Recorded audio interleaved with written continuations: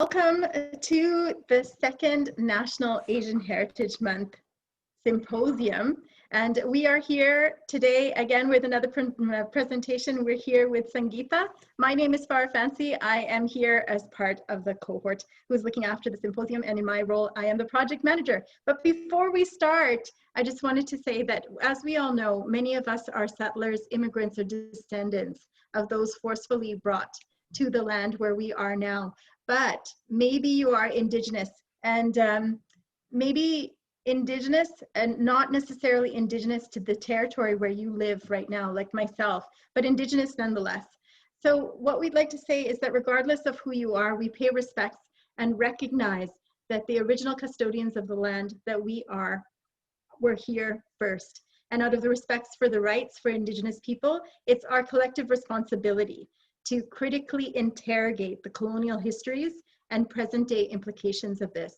And so the work that we do on behalf of the Festival Asiatique is from the perspective of honoring, protecting, and also sustaining the land and its peoples who were first on this territory. So we strive to go beyond just acknowledging the land, doing a land acknowledgement at the beginning of the symposium. We're doing this talk and this information and each and every presentation and every panel that we're doing so that we can move beyond acknowledgement and into the doing. And that's why we've had the First Nations folks alongside of us entirely throughout the symposium. You see them in different panels and different discussions, and also on a daily basis, you see them at the First Nations reflections moments that we've been having.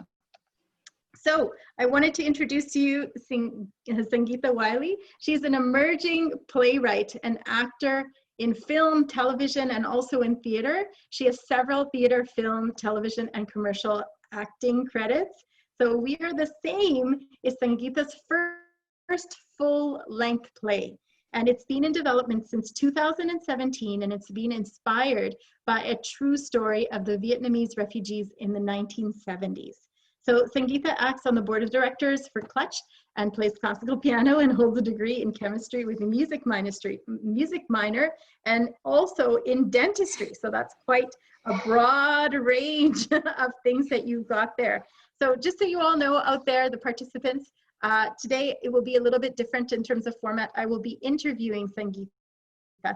So Sangeeta, welcome to this presentation and to the symposium.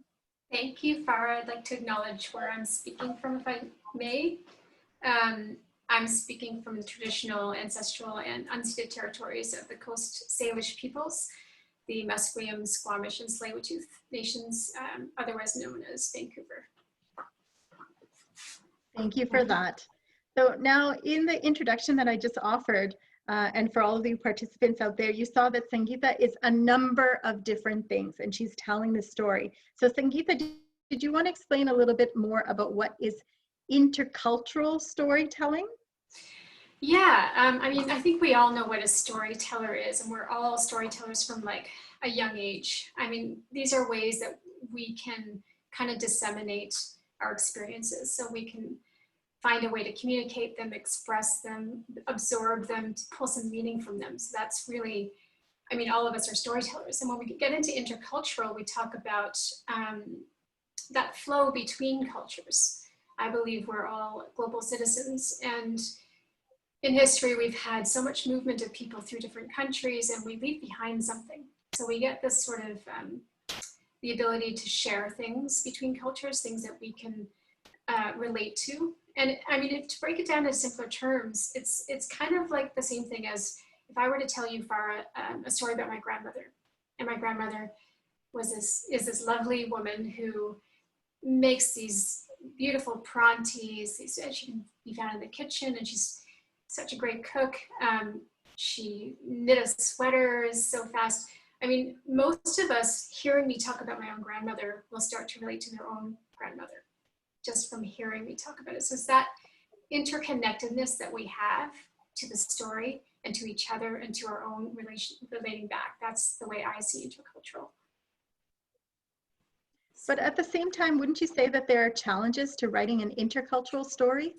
Yes, especially if it's a culture or cultures that you're not as familiar with.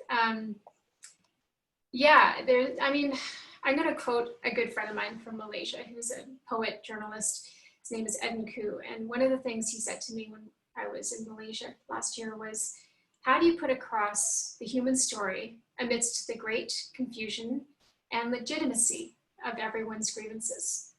So it's how do we put across all kinds of perspectives, all the different sides of the story? And that's a great challenge when you're talking about intercultural. The story that I'm writing about travels from Vietnam through Malaysia, through the South China Sea, to Canada. So right there we have 3 countries. We have a few more than 3 religions going on. We've got different cultures. We've got cultures that start to collide and things that have more than one faith, for instance.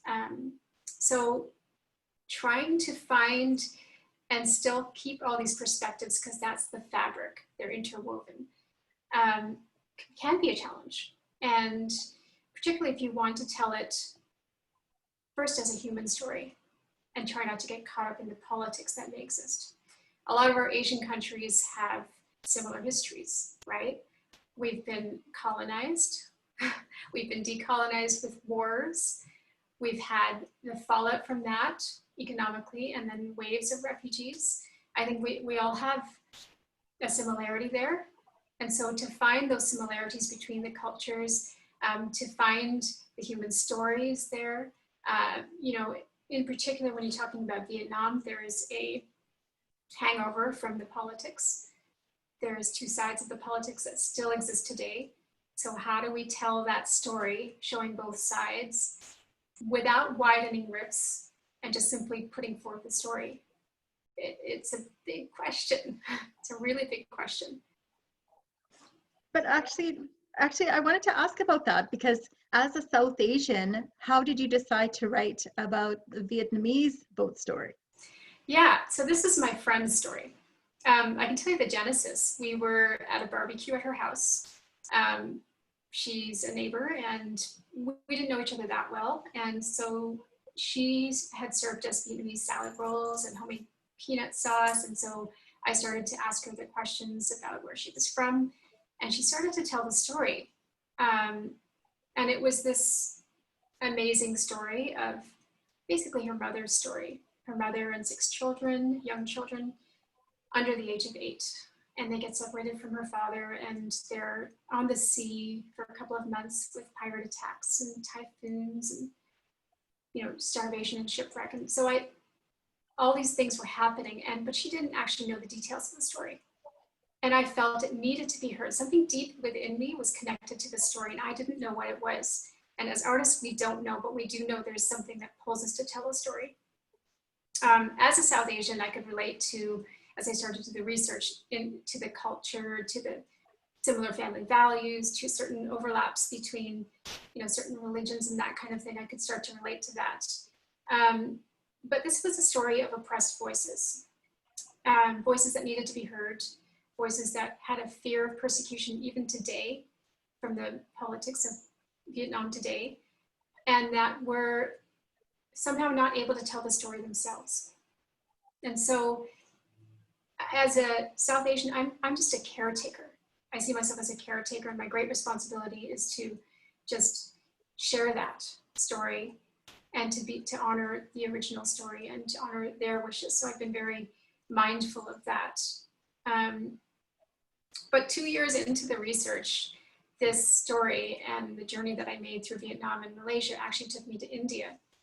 And all of a sudden I had my own family story come back to me through this story, and relationships within my family, because this play does explore familial relationships, where all of a sudden I was seeing the similarities, and I was seeing somebody in my family who maybe wasn't a refugee, but was an asylum seeker. And so certain truths were coming out, and this was something that I related back to the time when I was 15, and all of a sudden I'm remembering why I want to speak up for the voiceless, and it relates back to this person in my life.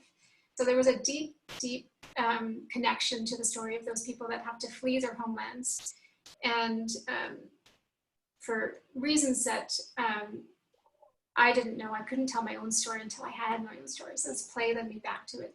I also understand not being able to tell your own story sometimes because it can be expose your family or cause pain or hurt. Mm-hmm. So there's that ability to do it for the Vietnamese. And because in this case too, I'm also neutral. I don't take a side on the politics. So I'm able to see the story without having those biases. Yeah, that's kind of where I ended up. Yeah. So the play itself is specifically about the Vietnamese aspect, or do you weave in your own story into it? I think as artists, we always have our own story in there somehow. I think it's hard to not weave in some of that, even some like subconsciously when you think about it. Some of the things that I wrote and then I found out later, it's almost magical how that happens. It's inspired. I will say it's inspired by this original story. But after 3 years, I've also done over 100 hours of interviews with other families and also through Vietnam and Malaysia. And so getting the Malaysian perspectives as well as getting other sides of the story, even getting, so these are people that were running away from a communist regime, but also getting the stories from the communists, including a woman soldier who was in Vietnam and was communist. Like getting all these perspectives was part of gathering this full story. Yeah.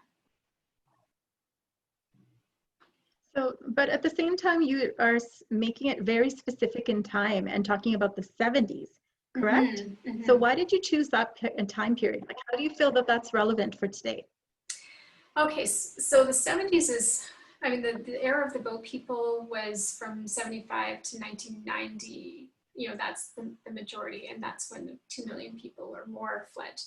They don't actually know the full numbers because a lot of them perished. So we're sticking to that timeline because it's the truth of what was going on, but it's still relevant. It was the first time in Canadian history that we had taken in so many refugees.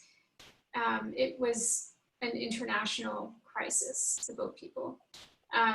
It was the start of the sponsorship program, the private sponsorship program in Canada. That was the boat people. So it was also in some ways, I think multiculturalism in Canada was in its infancy. So you have all of these things going on. And here we are now, right? And we have, it's like a spin of the globe, and we have an even bigger refugee crisis. And we have all of the things that come from that. I mean, we're dealing kind of, I think, with a civil rights movement today with racism, right? It's becoming, and when you think about where does that come from? And the core of that comes from when people are not accepted, whether it's on the basis of where they come from, immigrants, refugees, migrants, their skin color, their beliefs, any of the isms that come along with racism, sexism, their orientation. So all of this folds into this moment that we're in now. And within this play, I just found that here was another time in history dealing with so many of these things that we can see fully through to the end, through this woman's eyes. And hopefully, as an audience, we can relate that back again through that interconnectedness. It's a way of, rather than just talking about racism, like it's a way of putting a face on it, putting it into a visceral sense, a human being on the stage, a living, breathing human being. So now, we're not just thinking of the term refugee, which I don't even think refugee, most of us think of a person. I think is it a status as opposed to a person, right? Even an immigrant comes from somewhere, a country, but we tend to think of refugees as a status. They're just waiting in limbo to be accepted, or that kind of thing. So it's about taking that moment in time and just really seeing what it is today. And hopefully, this isn't just about refugees, it's about anyone that's been alienated, isolated, and persecuted, which is all of us. We could make the point that we're all. Go ahead. Yeah, so I'm just wondering, is that where the title arose from? Yeah, the title comes from a line within the play. And so along this journey, Ha, who is our main female protagonist, she's meeting people, and she's meeting people from all walks of life. And so she's met a woman who's educated, but has a husband who has an opium addiction. She's met a woman who is a prostitute, and has a person who's a husband who's gay, but it's just for convenience sake. So she's meeting people along the way. She's met a communist. So at one point, when she's telling her daughter the story, her daughter says to her, "Weren't you worried being on the boat with your children, and there's a guy with an opium addiction?" And she says, "I'm a single mother now with 6 children. Kim has an opium addicted husband, and Bien is a prostitute. We the same now, refugees." So it comes from that line in the play, which is, I guess, the core of my beliefs is we are all the same. And that boat was a leveler for them all, where everyone is the same. Yeah, I have a problem with using identity as a divisive thing, right? So the title lends to that we have differences, yes, and we should celebrate these differences. But essentially, we're all human beings. Yeah, you've mentioned a number of roles of women or female identified people in this play. Did you want to talk a little bit more about all of the female roles that you have? Yeah, so I mean, starting with Ha, who is the main character. So this is a story that happens in the past, but also in the present.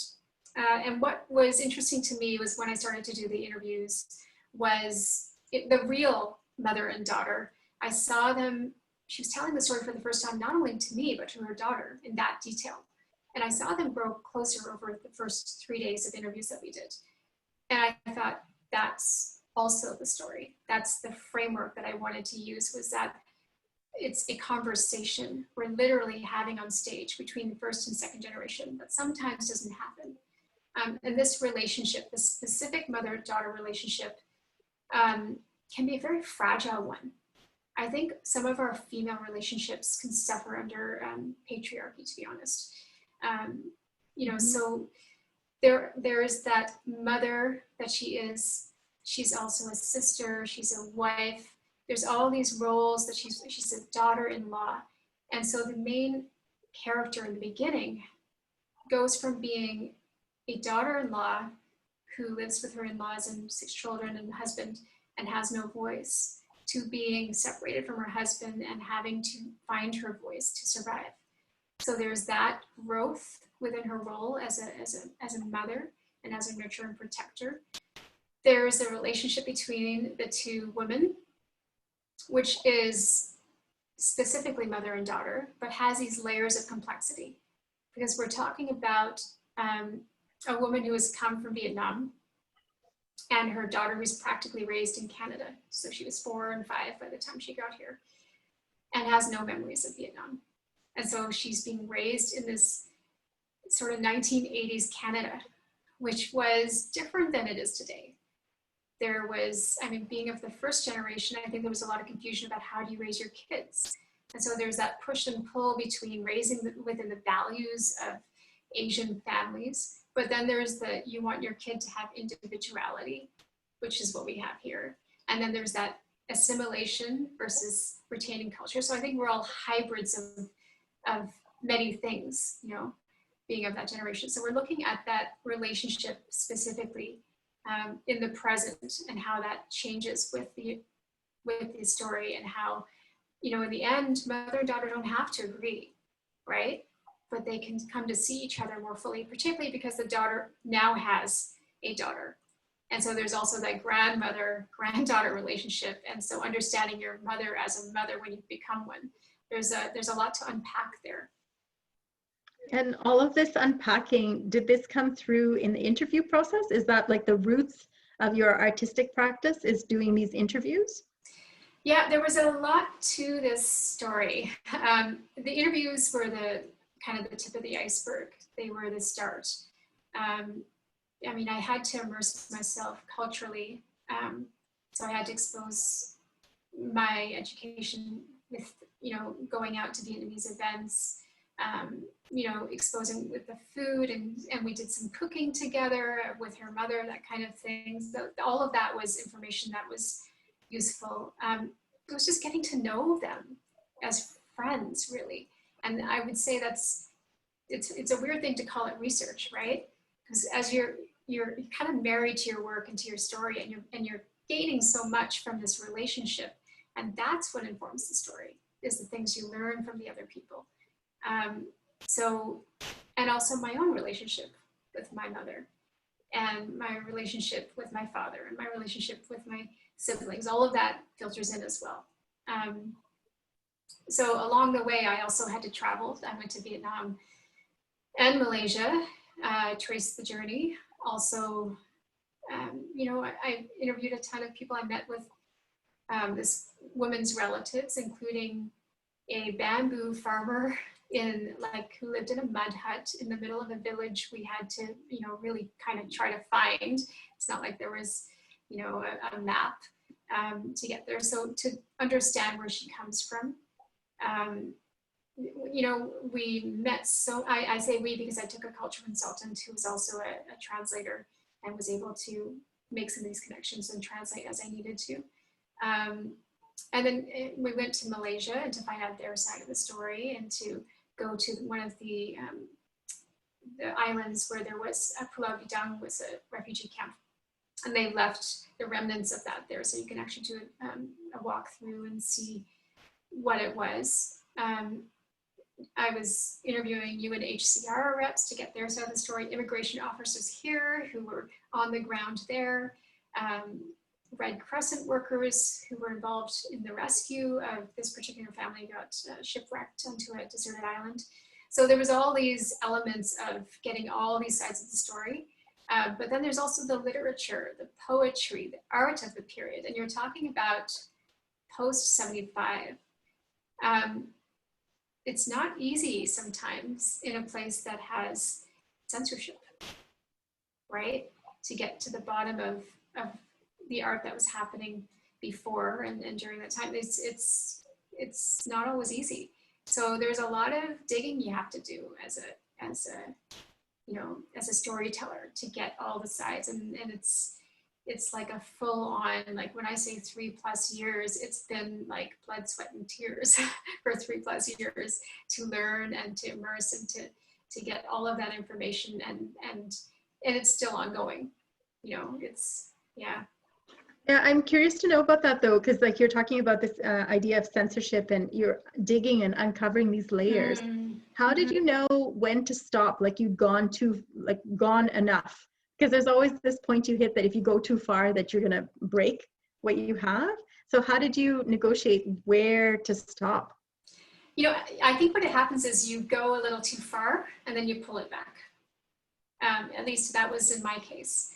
Because in my effort to try to tell this human story, I was starting to go down some rabbit holes politically. And that wasn't really part of the story. It's context for the story, but we're not trying to educate people with the story. That's for people to do on their own, I think. We're trying to tell this very human story of a woman's journey and her children's journey and how they survive all of these atrocities. And we're trying to show, our own sort of biases, like when we meet people along the way and when we see just very clearly without giving any judgment on people, and just show that. So yeah, there was a point where I was starting to, I think, like grab onto a little too much. And it was all really interesting and still is all very interesting. But at some point you realize that's not the story we set out to tell. But I mean, along the way too, I mean, it's really, there was a young fellow, for instance, I'll tell you just quickly, there was a young fellow that we met, a musician in Saigon. And he told me about this song that was banned because it's a beautiful song, and he actually sang it and recorded it for me. But he did so in the open air, and I thought, okay, it was a bit of a risk. And the reason it's banned is because the lyrics talk about well, it goes something like this: 1,000 years of Chinese rule, which is Vietnam, 100 years of, you know, they're calling like the French, and then 20 years of civil war, they call it, right? Which was the Americans. And the present day Vietnam doesn't see it as a civil war, and that's why it's banned. So there's all these things that are kind of important to learn, but maybe not part of the story, because this isn't a war story. So yeah, trying to decipher, is this a war story? Is this a journey story? Is it a mother and daughter story? It's more the latter two rather than the first bit. But at the same time, it's almost like creating a three-dimensional world there. So it's about the roles of the women you've included, the intergenerational roles, also about Vietnam, and also the transference and the migration that comes here. There's like a number of different elements in there. So what are you hoping to achieve with this story? What are you hoping this story will achieve, I should say? You know, it's funny because all I know is that it had to be heard. I really just knew it had to be heard, because I think a lot of us, we live privileged lives here. I mean, even if we come from families and ancestry, I don't know what it is to be on a crowded boat, to not have food, or to be in the post-war conditions, to not know if you can get rice. So it's just, again, putting a face to the term, to understanding. You know, I will say this is a mantra that my dad said, and I've had it all my life. And I think this explains what I want to achieve. If we understand someone, we don't judge them, right? And if we judge them, we don't understand them. So it's that's kind of at the core of what this play means to me and what I hope it achieves. We're hoping to not just let it be not just a play that's it. We want to actually have this play do more. So we're planning to do some workshops. We're trying to involve organizations and immigration officers, refugee workers, refugees from the present, Syrian refugees, for example, and Vietnamese people who came in the 70s, and bring them together in a workshop and a panel discussion while we're doing this with our artists, and say, how can this serve you? How can this create a call to action? How can this have a positive social impact or social change? You know, and I believe, like, you know, art has that power. You know, art has that power, and I feel like this play, and listen, I'm an actor first, so why I chose to write my first full-length play on Vietnamese people when I can't be in that play makes no sense. But I just felt like this is a story we need to know, and I think it's a story that will hopefully allow people to see another person's journey and to walk a mile in their shoes. And in this case, she has no shoes, but, you know, to understand where we come from. And maybe that's a first step in not having fear of another person, you know? Yeah, that absolutely, that idea of othering. And you've mentioned some of these next steps that you're hoping for the play, that with the workshops, also with the immigration, also integration, et cetera, et cetera. Actually, there's a comment from the chat saying that it's almost like a Vietnamese Les Mis, using the revolution as a backdrop of human story, and it's a suggestion that maybe it could be a musical. So maybe there's a collaboration out there somewhere in the audience of those people who are watching, participants. We do have a lot of musicians who actually have registered for the symposium. So if you're interested in doing that transformation with Sangeeta, perhaps you can get in touch with her, and you all can move forward with that as well. So Sangeeta, I wanted to ask, speaking of the participants who are out there, how can all of us help get this story out there? How would you like our audiences to help you? Well, first of all, just being here today is great. I think I would invite anybody who wants to, well, I'd also like to say too, that it's important for all of us to learn our stories. So just as a little poke that, you know, there's people in our lives that we haven't asked them their stories, and they are still with us if we're lucky, and to ask for those stories. To really start to record these. I don't know if, you know, if you feel you're able to write them or have somebody else write them. I think it's important to gather these stories. And if there's anyone out there that wants to contribute, to talk to me, if they're from this particular era, then please reach out to me. You know, I'm always collecting more because you never know. It's about connecting because we want this to be seen. We want to find the networks that believe in what the message of the story is. We want to, which is a positive message rather than a negative one. We're not trying to vilify or victimize anyone. We're just trying to tell a human story. And so reaching out through those networks, be a part of, like we have a production in Calgary next February at the University of Calgary. They're doing a test run. So kind of from February 5th to 13th, there's a chance to maybe see this digitally. And then there's a Vancouver production planned, hopefully, if COVID doesn't get in the way.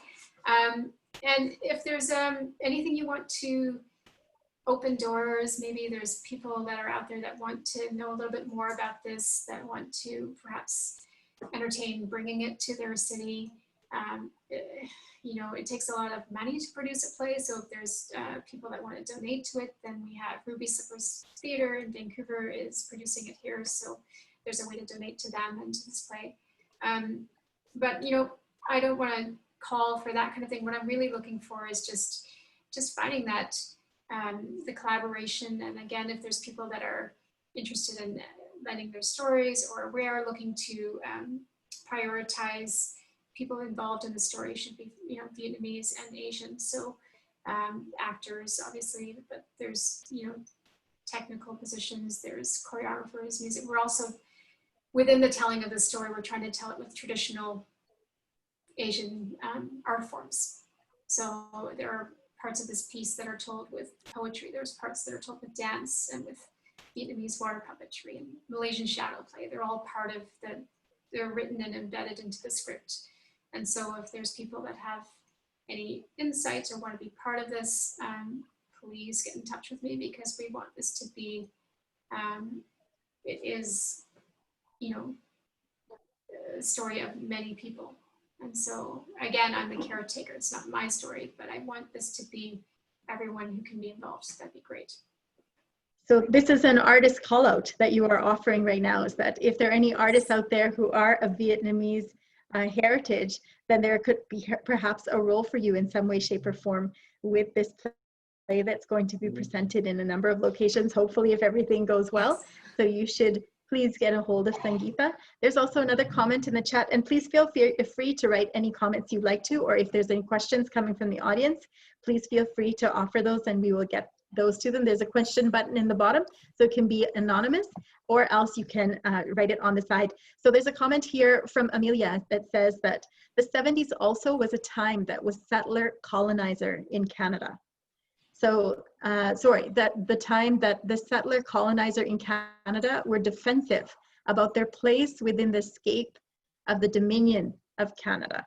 So they were original boat people, which were reversed when it was depicted negatively in the media. And so that depiction negatively also has contributed to the censorship, not only in Vietnam, but also the censorship here, because oftentimes we as Asian people, we self-censor ourselves.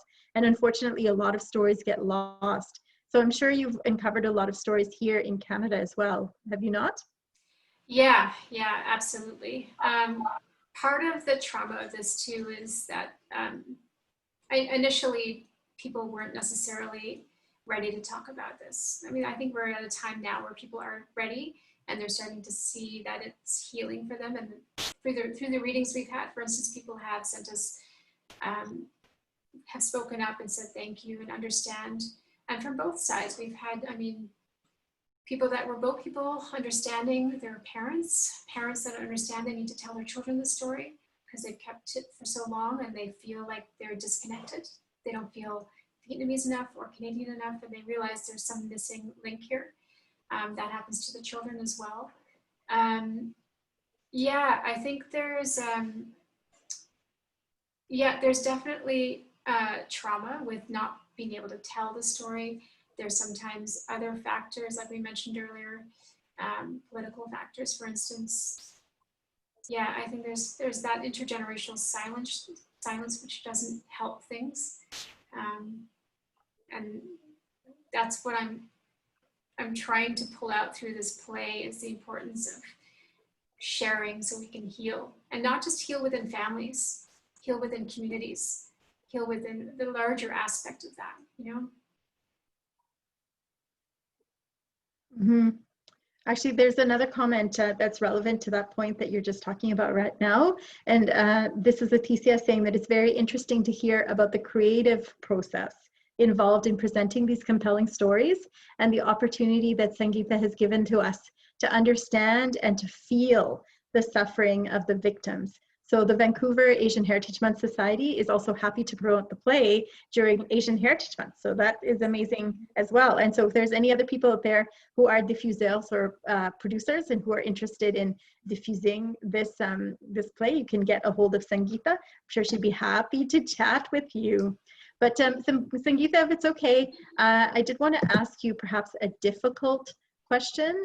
I wanted to ask you if you ever felt that because you were South Asian, that you perhaps were crossing that line of cultural appropriation versus cultural appreciation, or how were you able to navigate that? Absolutely. I mean, that was something I was petrified of that. Yeah, from the first readings, we had a culture consultant always. So we made sure that things were, and we always, and I say we because I had a dramaturge as well. So we were always making sure that the family was always sent drafts and approved of everything and made sure everything was good. That we had a cultural consultant who helped keep things moving in the right direction and would inform me otherwise. We had readings. The first reading, I think I was the most nervous person in the room for that reason when we workshopped it and whatnot. And yeah, I think people got up and said this is accurate. Somebody, I remember one of our actors saying it took a non-Vietnamese to tell the Vietnamese story. I don't know what to say about all of that. I can only say that sometimes when we're speaking of other cultures, we can see things differently, particularly when you're talking about that political aspect. It doesn't make it right or wrong, it's just different, right? And sometimes learning about other cultures tells us more about our own. I found that to be very true. So it's not this line between cultures. I think there's a lot of fluidity that can happen if we allow, as long as we are taking care to address, because this isn't for me just a Vietnamese story. I mean, it does travel through Malaysia and through other cultures, but it represents so many cultures. And we've had people in the room, whether they were Jewish or from India or from other places, who said, this is my story, this is my story. It's about, we all come from somewhere. And so, yeah, I don't have a answer. I'm still probably scared of that, to be honest. I'm still a little nervous about, like, you know, who am I to be telling this story, and do I have a right to be telling this story? But I guess I've always seen myself as the caretaker of the story, and to just kind of stick to that part of it, and to be really respectful and responsible in terms of getting the help along the way. And yeah, it's at the same time, you mentioned a couple things. Oh, sorry. I was just saying that I think at the same time, you've mentioned a couple things that are very important to note for those people who are audience members out there, that you did have a cultural advisor, and at the same time, it's filtered through your own body. So you've imbued some of your own story, maybe unconsciously or subconsciously, into the writing of the story. So it becomes your story as opposed to only the telling of the other. So there are elements of there with the intergenerational aspect, as well as all of the women roles in there that I'm sure that you have included in there to deal with the ethics of cultural appropriation versus cultural appreciation. So you've also mentioned at the same time, I know that we're talking about this story in particular, but at the same time you mentioned that you did end up traveling to India. So I'm curious to know, because this is going to have a life of its own, are you going to embark on the telling of your own story, or do you need somebody else to tell your story now? I actually have started to. It's a story I tried to tell for almost 30 years and couldn't get past page 10, put it that way, but I didn't know the truths until recently. So I have started to tell. I will say something about ownership of stories. I don't think that this is my story. You know, it's hard to explain that. The story sort of wrote itself. It came from many people. I've put the words and I've weaved it together, but I don't know about ownership. Who owns stories? You know, I don't know about, you know, it becomes very tricky when we talk about things in terms of possession and ownership of stories. I think it's important that we share stories. And I was given the trust to share this story, and it's my friend's story. So there's that aspect of it. And yes, we imbue things with our own thing, but yeah, I have a hard time with the idea of ownership of even this story, you know? Yeah, there's a distinction and there's a nuance between you owning the story and you being the caretaker of the story, but at the same time, this story is somebody else's story that's filtered through you. So it's not just something that just came and dropped from somewhere else and you are using the story for your own personal gain. You're writing it in your own way, and that doesn't necessarily mean that it's your ownership. It's not your story necessarily, but you are helping to get the story out there so that you can offer that experience to the other so that they can help to explore and process some of that trauma that's happened in the past.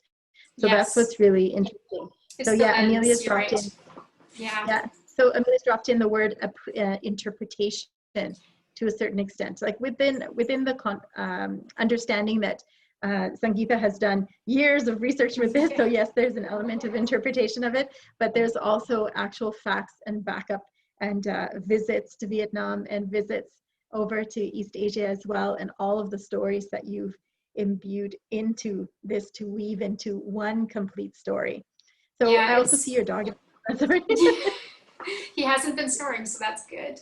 Yeah, it's and I see Amelia is also saying something about is our shared human story, and I agree with that. That makes a lot of sense to me, that there is such an interconnectedness.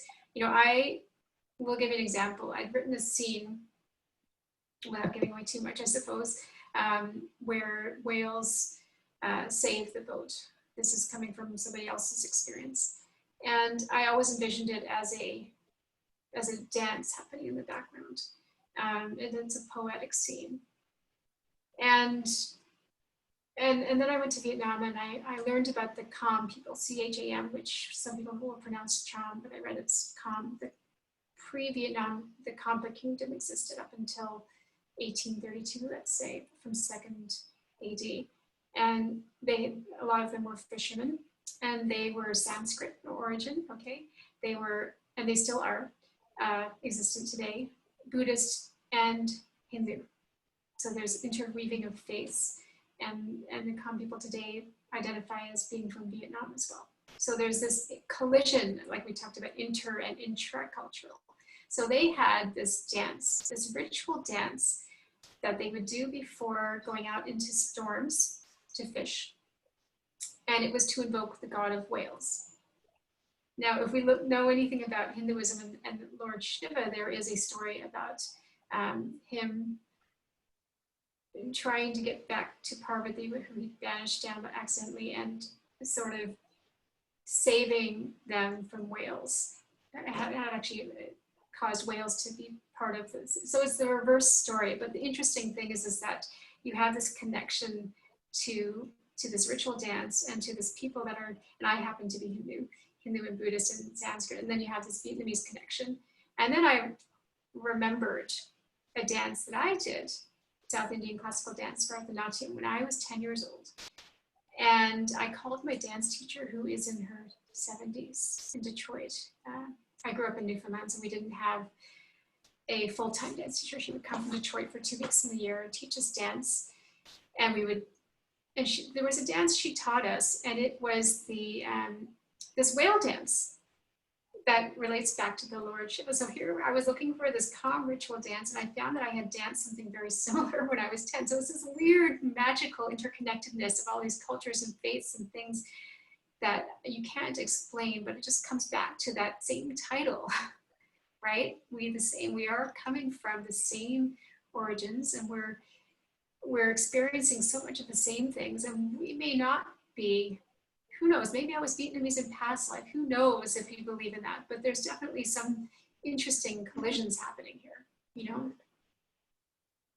Yeah, for sure. I mean, there's a comment here that's come through that says that regarding appropriation, an artist gets hooked on a story or theme and it may be outside of their culture, but as long as they do it with truth and responsibility, it's okay. So they're saying that their novel is set in Africa and has a key African character, but I didn't have the criticism as I tried to be true and responsible. So maybe there is some truth there, that if you believe in past lives and reincarnation, maybe there is some truth that's there, that Sangeeta was Vietnamese in a past life or connected in some way, shape, or form. We don't really know, but it's a question of exploring those truths. The reason why I bring up this idea of cultural appropriation versus cultural appreciation is because it comes up in a number of contexts. And so I just want to name it so that Sangeeta can answer to it rather than being the elephant in the room and sort of put in the background. There's also a comment in the chat here that from Leticia saying that I want to thank Sangeeta. And I would also like to suggest that maybe seek collaboration with Cinevolution to present this play. So that's definitely a possibility. Leticia, if you want to hook Sangeeta up, I know that you guys are in the same town together, so perhaps that's something that can happen. Something else that you might be interested in, Sangeeta, is that you should check in with Judith Marcuse at the Center for Art for Social Change. I don't know if you know Judith or not, but they've got a number of tools for those of you who work in the social change industry. The Institute, or what is it? The International Center for Art for Social Change. The reason why I know that is because I was involved in the inception of that institute, and I was with one of the pilot projects that ran with that Shirk project, and they have a number of resources. So for those of you who are artists and want to transition some of your art to create workshops and do it ethically, they've got all kinds of tools that you can use that would maybe help you with that engagement, and to do it again with the ethics and also with the standards, and also the consultation process, so that you can actually gain data. Because oftentimes when we gain this data, that's when we can convince people that it's worth it. Because oftentimes arts councils, they don't understand the workshop aspect of things. They just want to see the pure laine art form on the stage, but the whole audience engagement part, that's like something else that educators should do. And so it's different how we look at things as artists coming from an Asian Canadian background, that we kind of integrated. We've been seeing that across the panelists all along today. So Sangeeta, do you have any final words to give to your audience who's out there? We're pretty much out of time.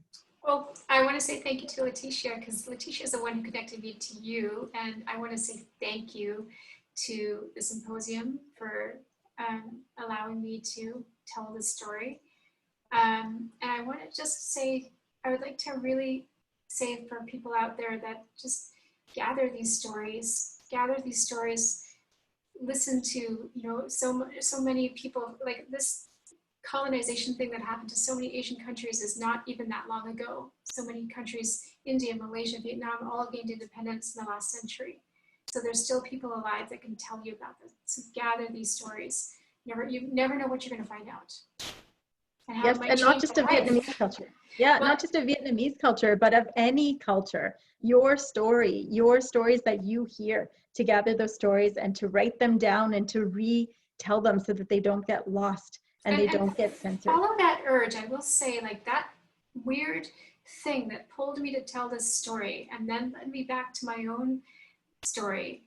You kind of have to follow that sometimes. You don't know what's happening and why, but there's sometimes we do have to think beyond our humanness and this worldness of what we think is right and go with whatever that is. That pull is there, that voice, whatever that is, Absolutely. So thank you very much, Sangeeta, and thank you to all of the participants who are here today, as well as those of you who are watching it in the replay. Thank you very much, and we hope that you are able to find a way to either come and watch this play, engage in some of the workshops, or help get the word out there, or actually even produce it in your venues or your institutes or your organizations. So thank you very much, Sangeeta, once again, and thank you for coming and watching, and have a great day, everybody.